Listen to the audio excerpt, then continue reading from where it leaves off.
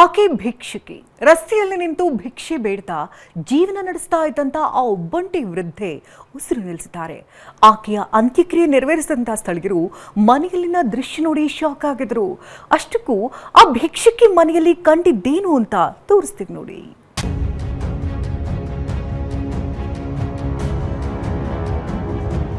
ರಾಶಿ ರಾಶಿ ನಾಣ್ಯ, ಕಂತೆ ಕಂತೆ ನೋಟು. ಇದು ಯಾವುದೋ ದೇಗುಲದ ಹುಂಡಿ ಎಣಿಕೆ ಅಲ್ಲ.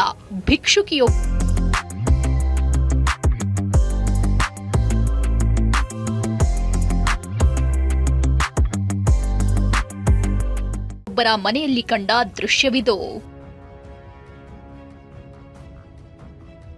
ಭಿಕ್ಷುಕಿ ಮನೆಯಲ್ಲಿ ರಾಶಿ ರಾಶಿ ಹಣ, ಕಂತೆ ಕಂತೆ ನೋಟು.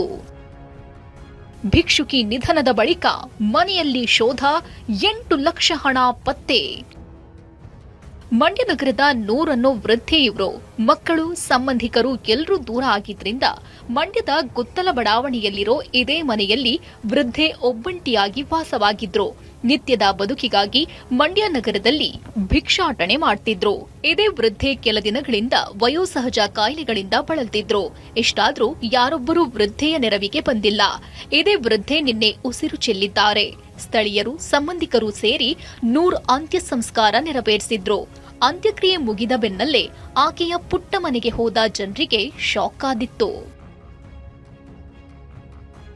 ಮೂಟೆಗಳಲ್ಲಿ ನಾಣ್ಯ, ಪ್ಲಾಸ್ಟಿಕ್ ಕವರ್ಗಳಲ್ಲಿ ನೋಟು. 8 ಲಕ್ಷ ಹಣವನ್ನ ತೆಗೆದುಕೊಂಡು ಹೋದ ಸಂಬಂಧಿಕರು.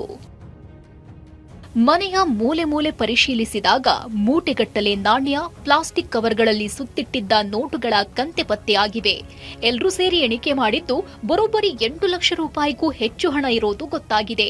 ಸದ್ಯ ಈ ಹಣವನ್ನ ವೃದ್ಧೆ ನೂರ್ ಸಂಬಂಧಿಕರಿಗೆ ಹಸ್ತಾಂತರಿಸಲಾಗಿದೆ.